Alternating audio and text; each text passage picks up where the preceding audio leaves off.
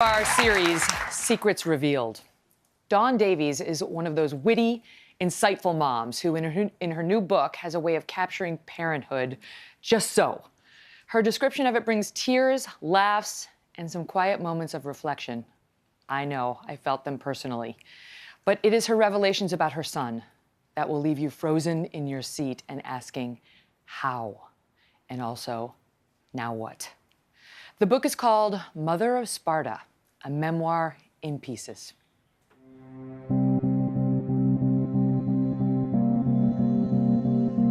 My pregnancy was a normal pregnancy. He was with us for about 2 hours, and then he turned blue, turned purple, dusky, stopped breathing, blue. They took him up to the NICU. He was very sick. Always had a fever. He was late talking, late walking, not neurotypical play. His speech was extremely delayed. So I said, you know, he's just lagging. Something's not right.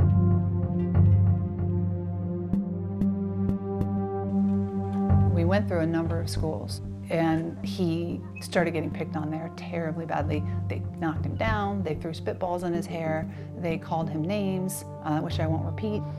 And then one night he was going to sleep, and he said, "Mommy, I just want to die." Puberty started happening. I think something happens with when hormones start going through the body, it changes brain chemistry. So he started having some undesirable social behaviors. He saw a neighbor punch in the garage code on their garage, and then the next day when the neighbor wasn't home, tried the code and then let himself in the house. He would go to a friend's house, and the friend's sister had a hamster, and he killed it. He confessed to a number of animals. He had no idea. We had no idea. And then he said, because he got caught, I think, "I just want to kill myself." I don't know if my son knows right from wrong, but my biggest fear is that he's going to do something that gets him arrested. Dawn Davies is here with us. Dawn, good morning. Good morning. So we'll talk about your son in a minute, but I want to spend some time on the other essays in the book, which literally had me in tears just for its poignancy, not for its sadness, for its poignancy. On my sofa, I read the first essay, Night Swim, to myself and cried. I don't remember crying that hard since I watched Bridges of Madison County. And then I read it aloud to my husband. I made my husband come in and I read it to him. And let me just give you one excerpt, because every parent will understand this. She's talking about taking photos of her two daughters as they're swimming. As you click two simple photos, you realize you have taken everything for granted. Your time with them, their brief speck of time as children, the soft faces that turn to you as if you are the sun. I'm gonna try to get through it. They will never stay yours, for they weren't yours to begin with. One day they will leave you, shoot off into the sky, and take their place in a bigger constellation. And it's your job to let it go, let it go, let it go. It's gone. We all feel that with respect to our kids. I feel it right now. It's such a beautiful meditation on parenthood and life. What was the goal in writing it? So my goal in writing any essay is to sort of make a reckoning with something that I don't understand or something that I'm trying to get a grip on. So I do that by writing. And I think initially it was just to write it down so I could observe it, so I could be a witness to how I felt. Mm-hmm. And then, you know, sometimes I'll write something and it'll just be for me, and sometimes I'll write something I think might resonate with somebody else. And in this case, it's completely raw. I mean, she reveals everything. Dawn has no humility, and so there are a lot of laughs, including at your expense, throughout the book. Yeah. Which is why when you get to the end of the book and you write about your son, it's a huge surprise because we haven't seen that build up throughout the book.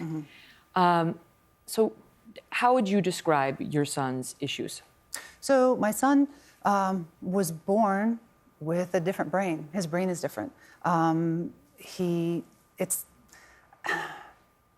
It causes him to have different behaviors. It causes him to struggle as he works his way through the world.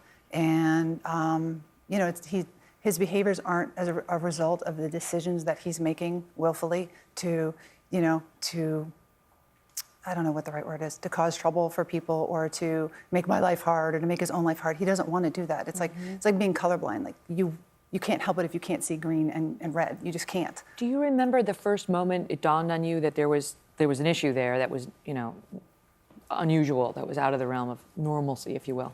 Well, I mean, he was diagnosed with autism when he was 5. So are we talking about that type of normalcy?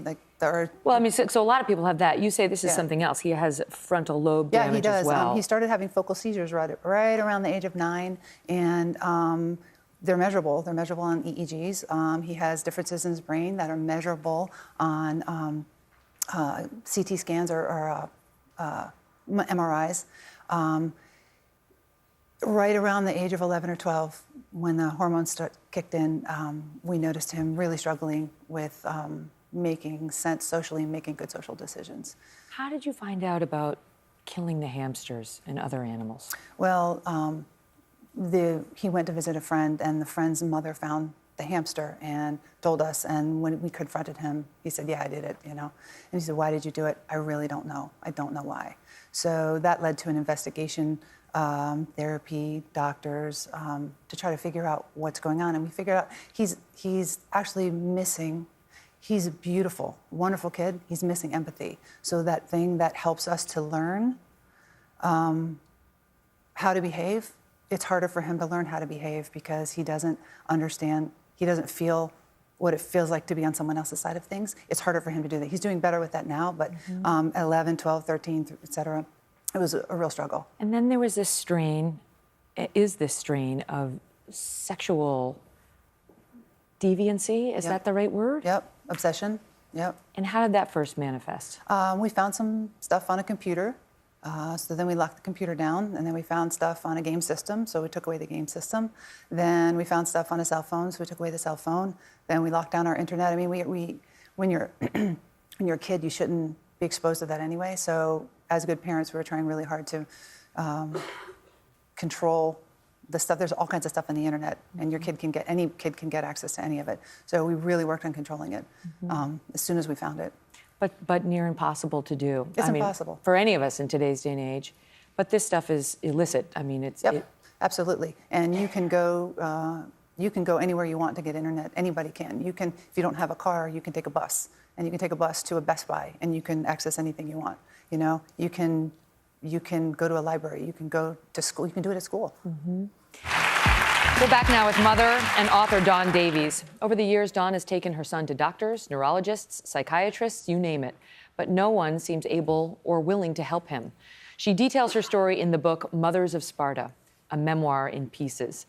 So the problem with your son is he lacks empathy. There's been the history with the animals and this obsession with illicit pornography. And it is, you detail in the book, child pornography. And you're worried. You're very raw in the book about your worry, not just for him, but for others. So how have you tried to help him, and what has been the feedback? So feedback is tough because that's the last thing we can't talk about as a society. It's there's immediate judgment. There's immediate stiffening. Even when we talk to doctors, we disclose because we're seeking help. And there's a look that comes across their faces. They change. And then sometimes we'll find that, we had a social worker find out. We disclosed with a social worker. And she said, "Well, this is very hard for me to handle." And I said, "I understand, but we have to handle this." And then a week later, we got notification that we had a new social worker. So people can't handle it. She's trying to warn. Yeah. She's trying to say, I perceive a danger here. With my own son, which is not easy. We should say Dawn's son gave her permission to be here today and to tell the story and to tell the story in the book. And no one will help. There isn't a group home. Is it basically jail or nothing? Yeah, it is, and we've been told that. So the options so far before he was 18 is line of sight contact at all times. So you're expected to watch him all day, 24/7? Yeah, all times, 24/7. We ended up homeschooling last year because that's how we handled it, his last year of high school. Or wait till he offends. But you can't do that for a child with a brain disorder. So an analogy I can give is if you have a child who is on drugs, you have a child who's on heroin, and your child needs help and it's affecting their everything they do. It's affecting their relationship, their ability to work, their ability to function in the family, in the home. Do you think the best thing would be to just have your child arrested because it's heroin and heroin's illegal? No, you want treatment for your child. Well, you write in the book about how at one point he was at a school, he was left outside in the Florida sun. He didn't put on his own sunscreen. He got eaten alive by red ants. Yeah. And when you went to pick him up, the teacher was like, well, he has to learn, to take care of himself. And Dawn is like, he has a brain disorder. And so you're trying to say he's not learning, help me. And you're in this group where you're not alone. There are many other parents suffering with this. Many other parents. So the disorder, the diagnosis that you'll get if you have a child under 18 might be conduct disorder. So there are a lot of parents with children like this who they're struggling for their kids. They're struggling for their entire families. It breaks families apart. How has it affected your other children? Well, when your children are children, it's impossible and unfair to expect them to react in any way other than a child would react. They're children, they can't automatically just step up and be adult about things. So it's hard when they're kids. Now that they're older, both my other two children and my stepchildren, very compassionate. They want the best for him. They want to see treatment. They're just as frustrated as we are. That's amazing. I hate to tell them. Well, what's the update? And I hate to give them bad news because it breaks their hearts. You write, let's talk about the title, right? We have Mothers of Sparta. And you write about your son. He is a boy whom I love. He is a boy for whom I have depleted myself. A boy who may or may not become dangerous. A boy who, had he been born in Sparta, would not have made the cut. Explain that and your thought process around it. Well, to be, people have asked me, well, what does it mean to be a mother of Sparta? What is a mother of Sparta? And I think that relates to my trying to help people understand what it's like to be a parent of any special needs child. So you're either in battle or you're preparing for battle all the time, to use the battle or Spartan metaphor. It's constant. You're sleeping with one eye open. You're constantly worried. No matter what the child's issue is, until your last breath, because it's your job to take care of them. So for me, in this instance, it means outing my kid, talking about very, very private things in a very public way, in an attempt to create a discourse that doesn't exist. We have no discourse. You can't talk about something and change something if it's not brought to the light. You've gotten him into an apartment, you say not near schools, not near playgrounds, nothing. Right.